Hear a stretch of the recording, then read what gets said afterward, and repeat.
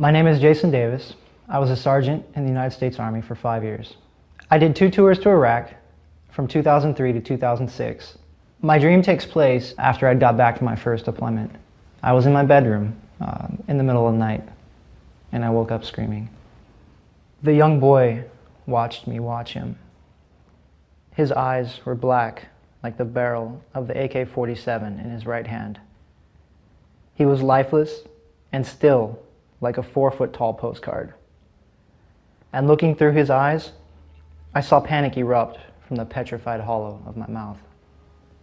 The cold sweat isn't cold when writhing convulsions shake you from sleep, or when the lungs contract from the repeated attempts to scream. In the despairing moments before waking, there are no sheets covering the body lying next to the spouse. There is no light or darkness in a room that ceases to exist. There is only recognition and exhaustion before the mind erases all but a single frame of that breathless night's quiver. I was not afraid of the 2-dimensional boy wearing a dirty white man dress and carrying a cardboard machine gun. I was terrified that his world had followed me home. Months had passed since I was the overgrown boy in dirty combat boots, stomping across the threshold of another man's home.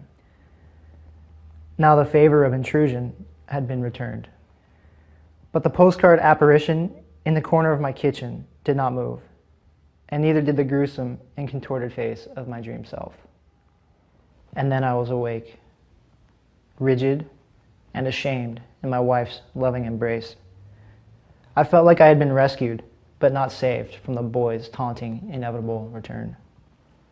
In watching him, I was watching myself remember every moment I, like the boy, had entered uninvited into the lives of the occupied.